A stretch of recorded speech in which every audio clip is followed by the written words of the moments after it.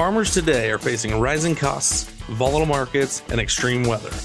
The A Better Way to Farm podcast digs into strategies to help you take control of farm inputs and maximize profit so your farm can thrive for generations. Remember to take advantage of our free resources at abetterwaytofarm.com. Now, from America's Heartland, here's your host. Hey guys, welcome to today's episode. Rod here at A Better Way to Farm, where we increase yields and improve profits. Special treat for you. We've got my mentor on, my good friend Denny. Welcome to today's episode. Thank you, man, for the time. You're very welcome. An interesting topic we're going to hit here in kind of a short little burst, but we hear quite a few things. I know you're working with people all over the country. Got a lot of new effort up in northwest Minnesota on into North Dakota, South Dakota, even out west. And some of the things we're going to cover today apply to some specific areas of the country. Yeah, some of these guys are really fighting this. You know, the funny part is I got guys in lower Illinois fighting the same thing. Guys, we're talking about sodium. What happens when that sodium gets too high? And man, there's actually, I get people say, we don't know what to do with this. And I understand that. But upon doing some research, there are some things. You know, one of the things Midwest Labs Denny talks about is the amount of sulfur that it takes if you want to try and drive sodium off. And it's pretty large if that's going to be your only method of doing it. I think one of the biggest things that I found in two different reference books as I was studying on this over the last week was that when the sodium and the potassium get to above a 10% base saturation rate, basically there's no manganese going into that plant. Period. Just boom, it just shuts it off. And that was multiple researchers who said that. And then all of a sudden we've got a whole nother ball of wax. So let's assume that we've got these spots in our soil. They're very high in sodium, maybe even to the point that they've got so bad now, and we got guys that call us say, I can't even grow weeds. Nothing grows there. How do we reclaim that? Let's start talking about that process, some things that we can do and how we're going to improve that. I think you've been doing some study with some of the universities on this too. Well, I'm on my iPad here on our call, but I also have my notebook computer open and I'm looking at a couple of bulletins. I would advise people to go to a search engine like a Google and just put in the term sodic, SODIC, sodic soils Minnesota and sodic soils North Dakota. Now, that doesn't mean there aren't bulletins in California and Utah and possibly even Illinois and a number of other states. But we've been fighting these things up in our area for a long time, just to the nature of the way soils were formed. You know, some of these salts are deep in the profile and they tend to migrate up as we're trying to raise crops on different pieces of land. We know all too well what the penalties are. Too much sodium, we're going to have poor water and air infiltration. It's not going to breathe very well. It's going to tend to be anaerobic versus aerobic, which means oxygen.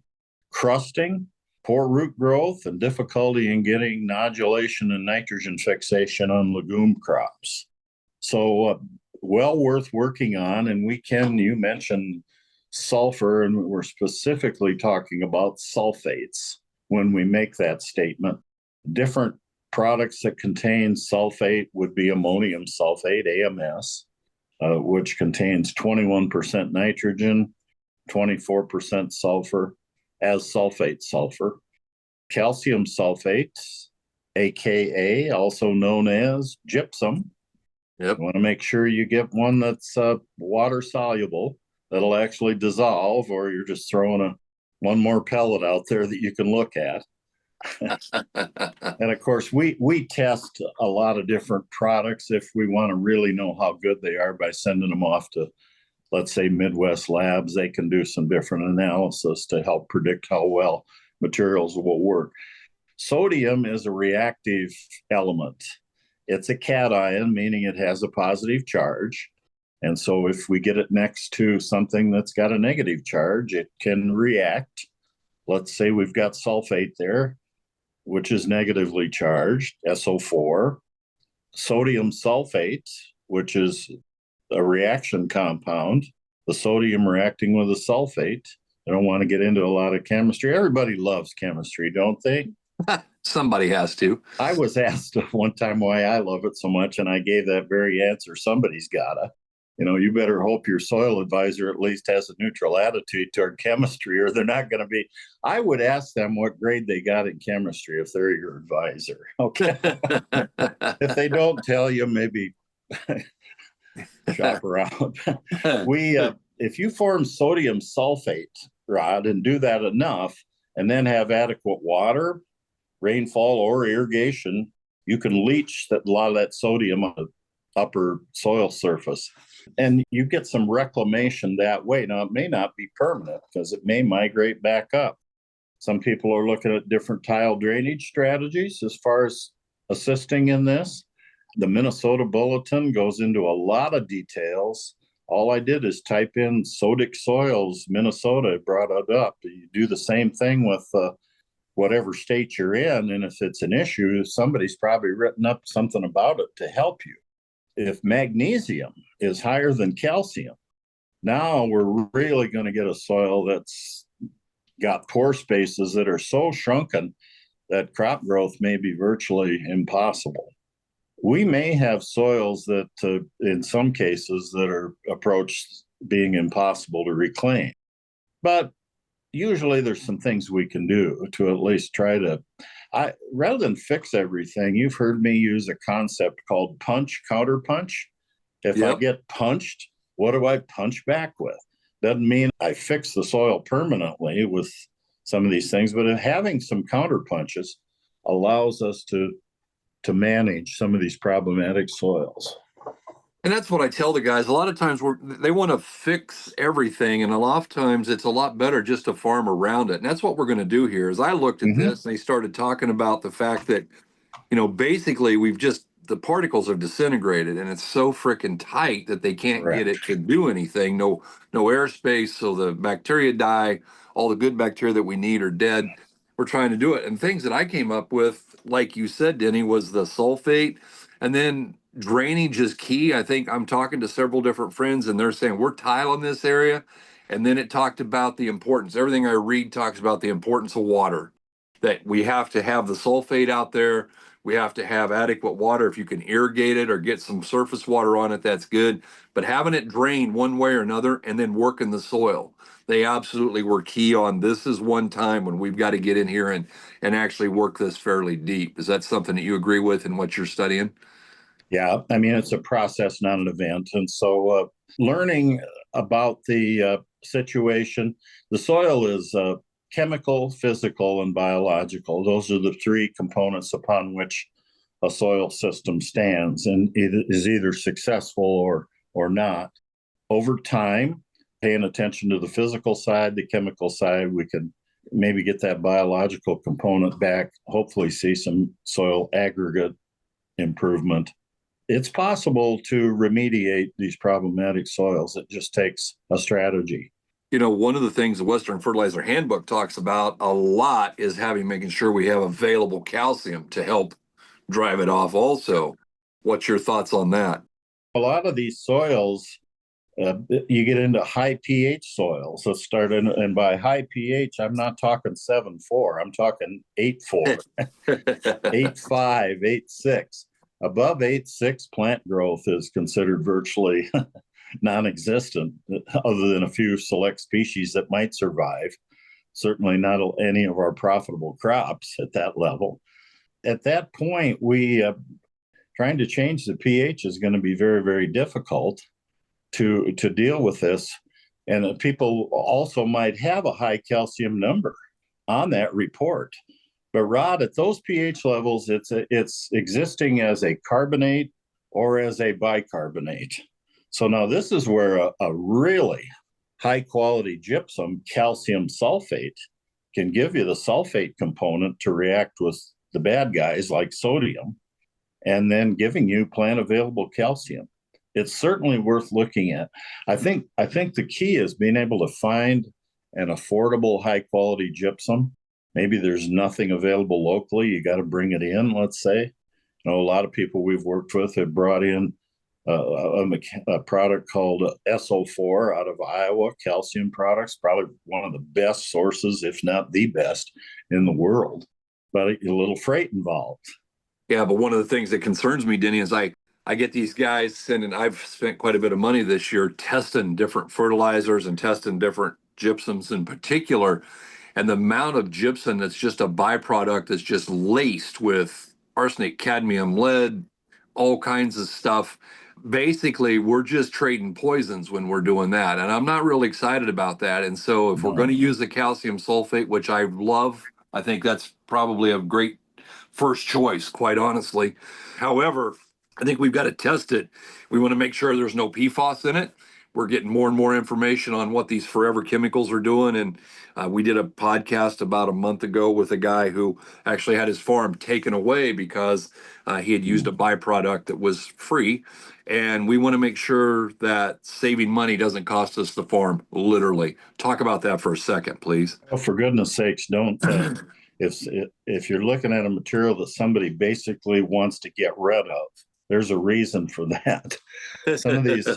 Some of these things really need to be analyzed. Midwest Laboratories has been a great asset because we can run all the different metals and we can make a decision real fast whether we want to put something out there or not. And of course, the word cheap in agriculture gets everybody's attention. And I've got this product over here, I can get it, and it's cheap.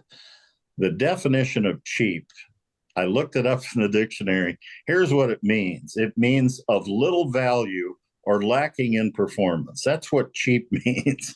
And if you're trying to fix a problem, don't throw the cheapest thing out there, because you might as well leave your gun right in the holster and just pull the trigger. You don't even have to draw the gun to shoot yourself in the foot. You know, it's funny. You've said two things here. I appreciate the fact that you're from Minnesota, but you were talking about it's an event, not or it's a process, not an event. And I thought, well, that's kind of like the Vikings going to the Super Bowl. That seems to be a process, not an event. And then when you said cheap, lacking in performance or value, I just went back to the purple. I don't know. You just bring that out in me, buddy. I don't know what to say. I can't tell you how much I appreciate you bringing that up. I was hoping I would get through the day without any pain, but now I have to think about the Vikings one more time. Maybe we'll do it this year. Maybe. I hope so. I'd love to see that. That'd We're be great. big on the word maybe, I'll tell you that. You know, ready, one of the aim, other things, ready, aim. ready, aim, ready, aim. One of the things that I keep reading also is the fact that anytime that percentage of sodium exceeds the percentage of potassium, then we're going to have a hard time getting enough potassium in the plant. So there's a lot of things we've got to look at here. Maybe it'd be real important to replace the high K starter that shoves more potassium in the plant. We could foliar feed that. Obviously, we need to rip that area in the soil. And in my opinion, Denny, would you agree? Cover crops of even horse weeds, whatever we can grow there to get some residue back into that soil to start creating pore space is going to be our friend.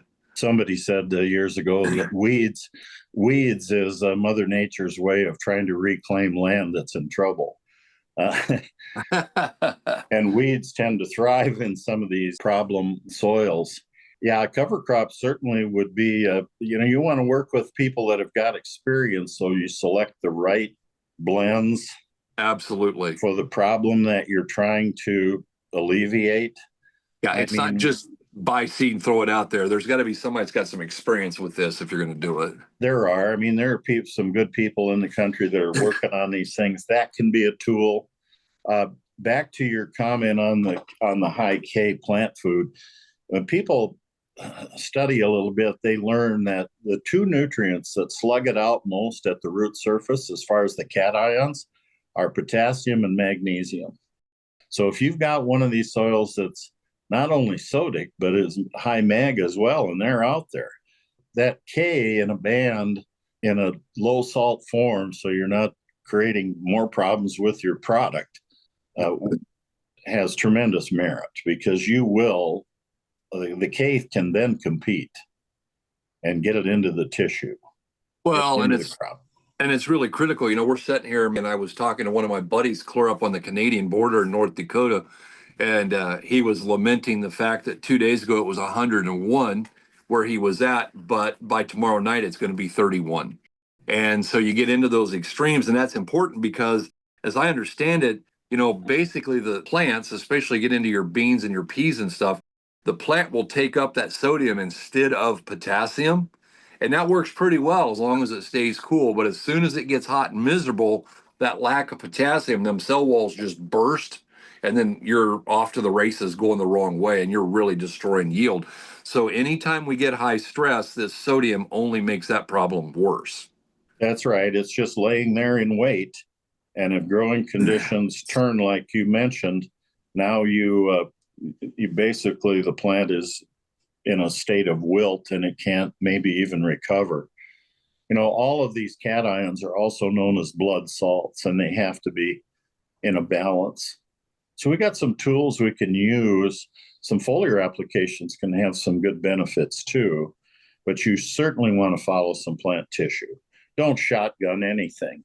Use a program so you have a good reason to reach in the toolbox and take out a wrench or maybe a 2 or 3 in combination. As we start talking about foliar, Denny, we tend to say when you've got something that isn't good, back off. We foliar feed the best acres, right? But in this deal where we're trying to reclaim this might be worthy. If we want to reclaim this 10 acres, this 20 acres that we've got that's high sodium, we may have to spend the money foliar feeding, knowing that right now it may not get us a tremendous increase in yield, but that it will get us an increase in plant material. And that's part of our reclamation process. And like you said, reclaiming sodic soils is not a one-time event. It is a process that never ends. Well, I mean, growers in those areas need to reach out a little bit and do some good research. Work with advisors such as yourself and good laboratories. As I said, it's a big part of this is chemical, so we're going to have to always be looking at that component. Things we can do physical, whether it's tile drainage, different types of tillage, and so on, to open things up so it can breathe and stay within the budget, right? Absolutely. That's key today with our environment we have. Well, Denny, I'm going to leave this. You have any closing comments before I wrap this up? We've taken a lot of your time today. I really appreciate it. I know you're getting ready to take off and head down to Iowa to do some work down there with some of your growers. And I want to be respectful of that. But do you have any closing comments? I don't. I would just recommend that people start working with you and your laboratory analysis, your soil, and as we move into you can still do soil analysis now, especially in hot spots or different areas.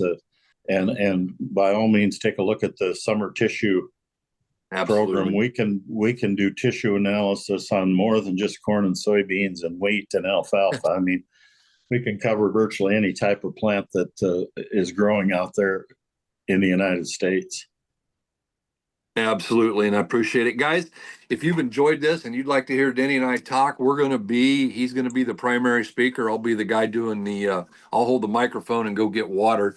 But he's going to be up in Minot here. We're going to be there July the 10th. If you'd like to come to that meeting, if you'd like to find out how you can get in, reach out to us. Text Karen at 641-919-5570, 641-919-5570. Text Karen, North Dakota. We'll talk to you about how it is that you're going to do that.